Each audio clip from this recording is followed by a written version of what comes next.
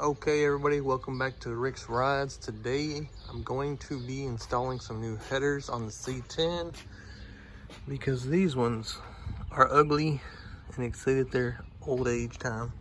There's no holes or nothing in them, they're just ugly. So I got some of these new ones off eBay. Cost about 130 bucks plus tax. I've been looking at these for a while. They're stainless steel and I couldn't find measurements on them anywhere. So I figure I'm gonna measure them so everybody else can see. Let's get this all set up.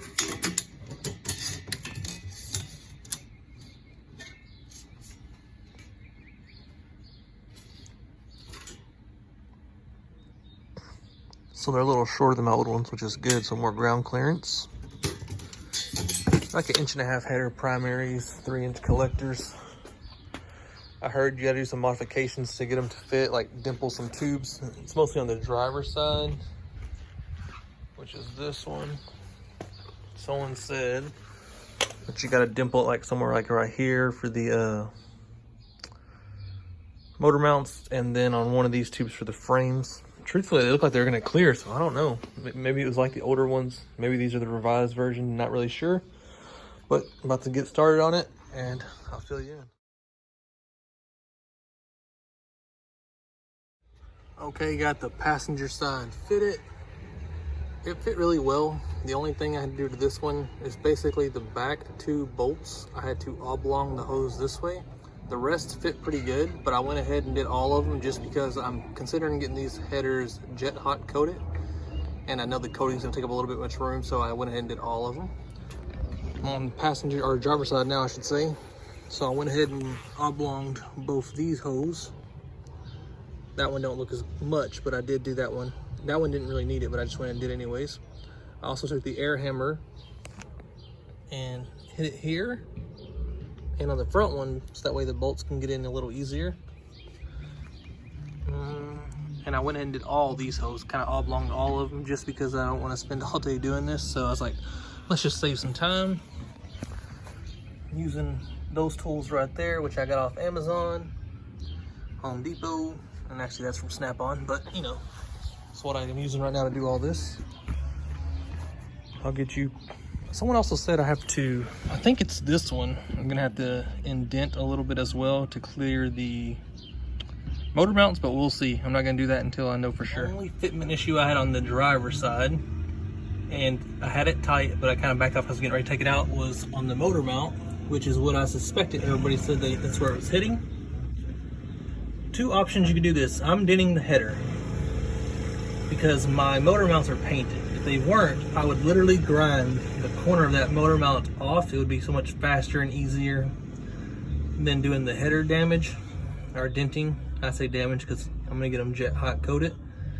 So that's what I would do if I was anybody else. Instead of modifying the header, I would literally grind the corner of that down, because literally probably a 2/16 would probably be all you need to make it clear, because I actually had it bolted on without even doing that, but I had the towels and rags there and they were stuck there, so I knew it was touching. But like I said, I did get it bolted in place without having to do anything. But what would happen if you left it that way, you'd get probably bad vibration whenever you're driving.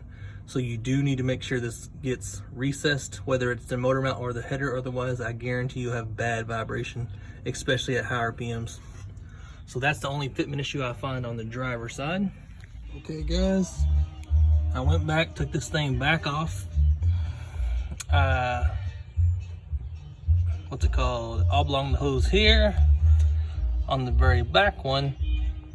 And I kind of did all of them in between, but the back one and the front one kind of needed a little bit extra.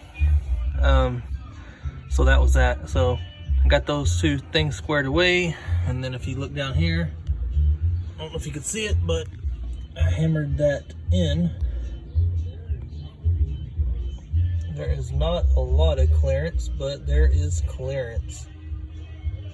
I may do just a little bit more. I'm gonna go from the bottom and check it out, because like I said, I'm getting these things coated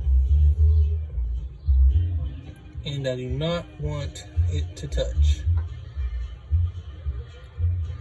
but it is a chore just even getting that much, because these are stainless steel, so they're a little tougher than regular steel, but either way they're still coming along.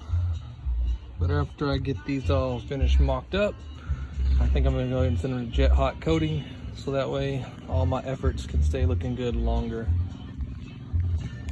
Okay, so my follow-up conclusion on these headers is, for the money, they're worth it. They are a lot of work.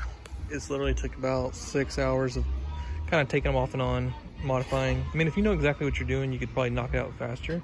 But since I was going through trial and error of fitting them, but if you listen to what I'm telling you, basically oblong all the hose, just to go ahead and get that out of the way. That will speed up some time. And then of course on the driver's side header, you're gonna have to dent it.